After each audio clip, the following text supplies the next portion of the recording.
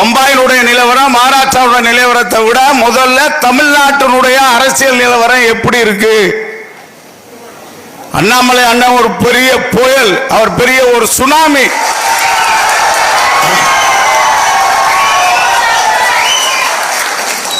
அவரோட என் மகன் என் மக்கள், என் மண் என் மக்கள்ல நம்ம தஞ்சாவூர், மன்னார்குடி, ஒரத்தநாடு, அறந்தாங்கி, பேராவூர்னி எல்லா ஊர்லயும் அவர் கூட வண்டியில நானும் வந்திருக்கேன். என்னை யாரும் அழைக்கிறதுலாம் கிடையாது. இப்போ நயினார் நாகேந்திரன் ஐயா அவர்கள் என்ன அழைக்கவே இல்லை. ஏன் இஷ்டத்துக்கு நான் வருவேன், ஏன் இஷ்டத்துக்கு பேச வாய்ப்பு கிடைச்சால் பேசுவேன், இல்லைன்னா பிரச்சாரம் பண்ணுவேன். ஏன்னா பாரதிய ஜனதா பார்ட்டி ஒரு நாளைக்கு தமிழ்நாட்டில் ஆட்சி அமைய வேண்டும் என்ற ஆதங்கத்தோடு, ரொம்ப சாரி இல்ல ஒரு ஆதங்கம்.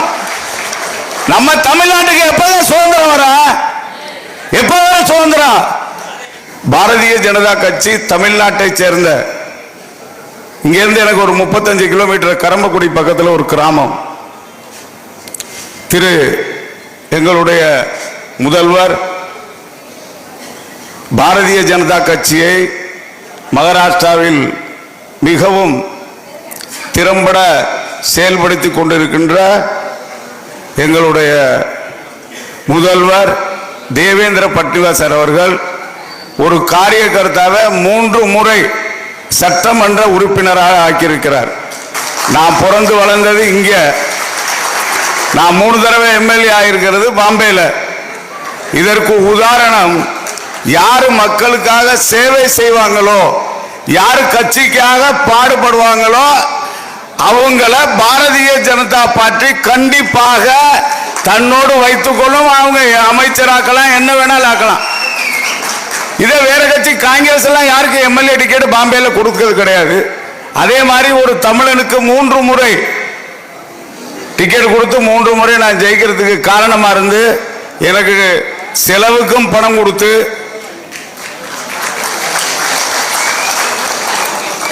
யாரு ஜெயிப்பாங்கன்னு அவருக்கு தெரியும், மக்கள் செல்வாக்கு யாருக்கு இருக்குன்னு தெரியும். அதனால அப்படிப்பட்ட ஒரு இந்தியாவிலேயே காரியகர்த்தாவை மதிக்கிற கட்சி எந்த கட்சினா இந்தியாவிலே ஒரே கட்சி பாரதிய ஜனதா பார்ட்டி தான்.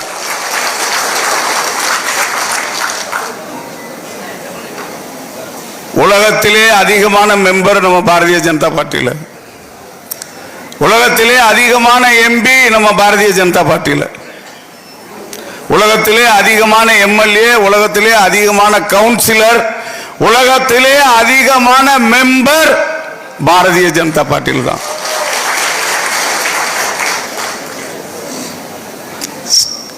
எங்க ஏரியாவில் நான் வாங்கின ஓட்டு 73,000, நான் பண்ண மெம்பர்ஷிப் 83,000.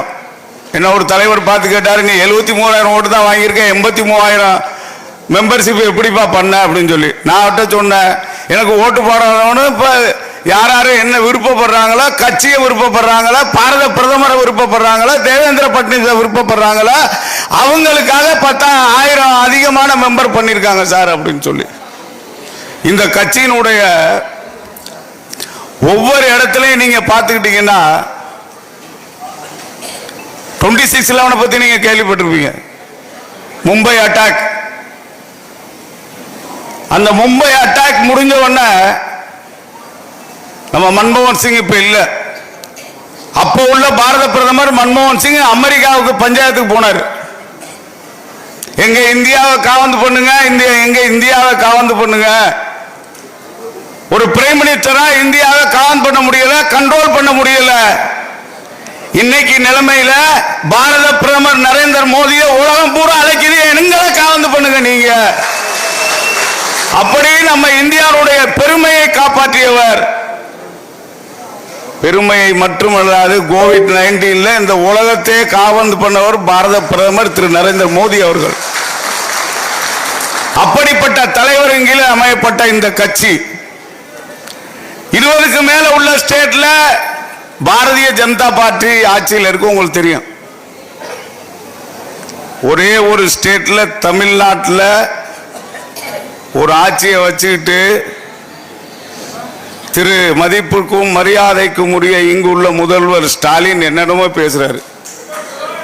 டெய்லி நான் காலையில தமிழ் பேப்பர் படிப்பேன். பம்பாயினுடைய நிலவரம் மகாராஷ்டிராவுடைய நிலவரத்தை விட முதல்ல தமிழ்நாட்டினுடைய அரசியல் நிலவரம் எப்படி இருக்கு? அண்ணாமலை அண்ணன் ஒரு பெரிய புயல், அவர் பெரிய ஒரு சுனாமி.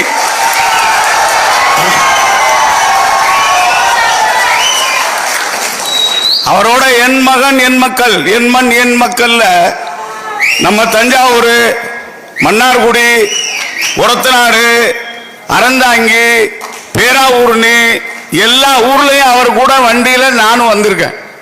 என்னை யாரும் அழைக்கிறதெல்லாம் கிடையாது. இப்போ நயினார் நாகேந்திரன் ஐயா அவர்கள் என்ன அழைக்கவே இல்லை. என் இஷ்டத்துக்கு நான் வருவேன், என் இஷ்டத்துக்கு பேச வாய்ப்பு கிடைச்சால் பேசுவேன், இல்லைன்னா பிரச்சாரம் பண்ணுவேன்.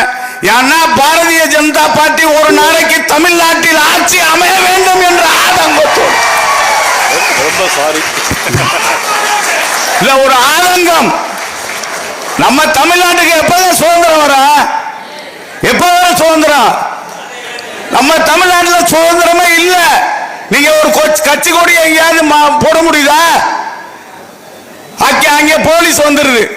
என்ன பிரிட்டிஷ் சாம்ராஜ்யம் அது? பிரிட்டிஷ்கார ஆட்சி அது? பிரிட்டிஷ்கார ஆட்சி கிடையாது. முதல்ல அண்ணாமலை அண்ணன் அதே மாதிரி திரு நயினார் அவர்களுடைய இந்த திமுகவினுடைய எதிர்ப்பு, ஒரே ஒரு டெண்டருக்கு தான் அவர் போன் பண்ணாரு. பத்திரிகையில் விட்டாரு, அண்ணாமலை என்ன டிவியில் விட்டாரு, உங்களுக்கு எல்லாம் தெரியும். ஒரு டெண்டர் வெளிப்படையாக மாற்றப்பட்டது. மறைமுகமாக அண்ணாமலை அண்ணனுடைய ஒவ்வொரு கேள்வினால 1000 டெண்டர் மாத்திருக்கு இந்த திமுக அரசாங்கம்.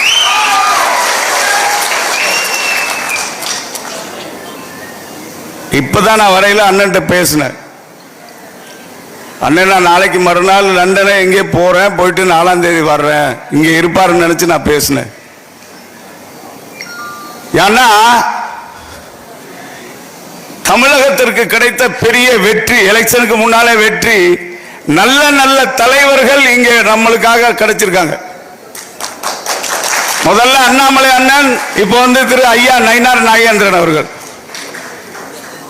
ஒரு அண்ணாமலைக்கே பதில் சொல்ல முடியாத திராவிட முன்னேற்ற கழகம் 2 நாளைக்கு முன்னாலே எத்தனை சா வந்தாலும் நாங்க பயப்பட மாட்டோம், ஒரு மனிதன் பயப்பட மாட்டோம்னு என்னைக்கு சொல்றான அமித்ஷாவை பார்த்து பயந்ததுனாலதான் சொல்றான். யாரா இருந்தா என்ன, நல்ல மனுஷனுக்கு தான் மரியாதை, நல்ல மனுஷனுக்கு தான் மரியாதை. நல்ல அரசாங்கம் நடத்தக்கூடிய நல்ல ஆளுக்கு தான் மரியாதை. பிஜேபி கொடியை ஏற்றக்கூடாதுன்னு தமிழ்நாட்டில் சொன்னா என்ன மரியாதை? நான் எங்க ஊர்ல பிஜேபி கொடியை ஏற்றுறதுக்கு என் தம்பி பொறுப்புல இருக்காரு. அவர் சொல்றாரு போலீஸ் வந்தாலும் வந்தா வரட்டும். என்ன அரசாங்கம்? எங்கேயாவது ஒரு ஊர்வலத்துக்கு, RSS ஊர்வலத்துக்கு பர்மிஷன் இல்ல, பாரதிய ஜனதா பார்ட்டி போராட்டத்துக்கு பர்மிஷன் இல்ல. கட்சியை எப்படிங்க வளர்க்கிறது? உங்க கட்சியை வளர்க்கணும்னா பாரதிய ஜனதா பார்ட்டியினுடைய அரசாங்கத்தை நீங்கள் ஏற்படுத்துங்கள்.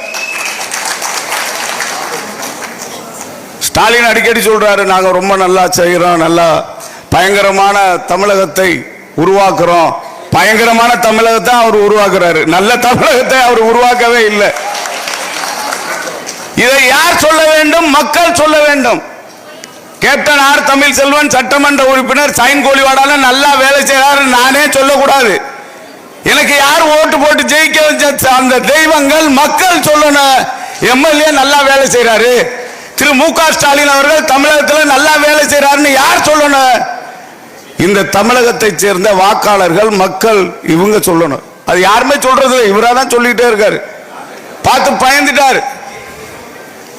பணத்தை மட்டும் நம்பும் இந்த அரசாங்கம், பணத்தினால என்ன ஜெயிச்சிருவேன், பணத்தை கொடுத்தா தமிழக மக்களை மாத்திரலாம். தமிழக மக்கள் ஏமாந்தவர்கள் அல்ல. பாரத பிரதமர் நரேந்திர மோடி ஆட்சி சென்ட்ரல்ல எங்கே எப்படி இருக்குதோ அதே மாதிரி இந்த தமிழக மக்கள், இந்த கோஸ்டல் ஏரியால இருந்து வந்த காரியகர்த்தால நான் கைகூப்பி வணங்கி கேட்டுக்கிறது என்னன்னு சொன்னா, நம்ம தலைவர்களுக்கு எப்படி வரவேற்புக்கு நீங்க வர்றீங்களோ, உங்களுடைய வேலைனாலும் பாரத பிரதமர் நரேந்திர மோடியினுடைய வேலையினாலும் இங்கே உள்ள பாரதிய ஜனதா பார்ட்டி கட்சி தலைவர்கள் தொண்டர்கள் வேலையினாலும் தலைவர்களை வரவேற்பதற்கு காரியகர்த்தாவோட சேர்ந்து 50% குறைஞ்சது பொதுமக்கள் வர வேண்டும்.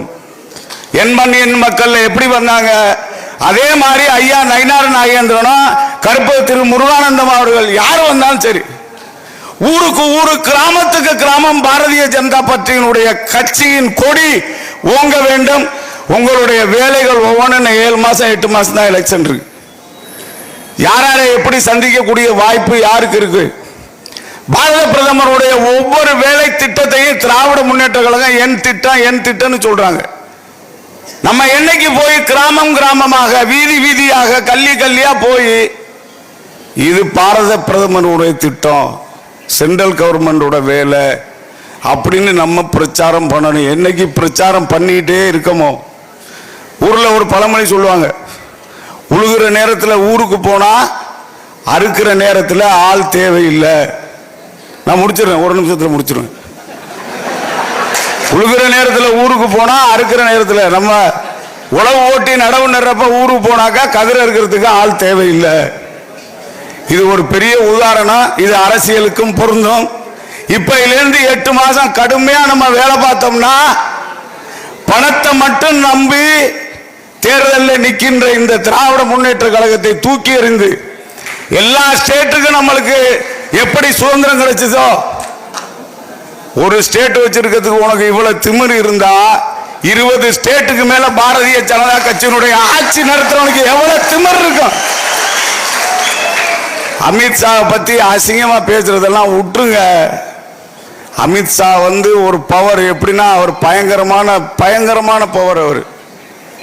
அவங்களுடைய திறமை எல்லாம் தெரியாது.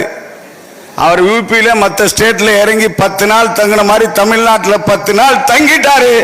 திராவிட முன்னேற்ற கழகம் ஒளிஞ்சு போச்சு.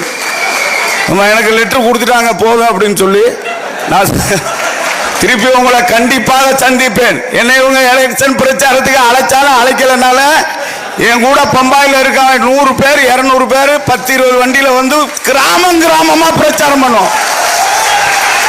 கிராமம் கிராமமாக பிரச்சாரம் செய்வோம். அண்ணாமலை அண்ணன் திரு நயினார் அவர்களோட எல்லாரும் கைகோர்த்து வேலை செய்து கண்டிப்பாக இந்த பாரதிய ஜனதா கட்சியினுடைய ஆட்சியை தமிழகத்தில் அமைப்போம் என்று கேட்டுக்கொள்கிறேன். நன்றி, வணக்கம். அடுத்ததாக தமிழக பாரதிய ஜனதா கட்சியினுடைய மாநில இணை பொருளாளர் மரியாதைக்குரிய அண்ணன் சிவசுப்பிரமணியன் அவர்கள் நம்முடைய மாநில தலைவர் மரியாதைக்குரிய அண்ணன் நயினார் நாகேந்திரன் அவர்களை வாழ்த்துரையாற்றுவார்கள்.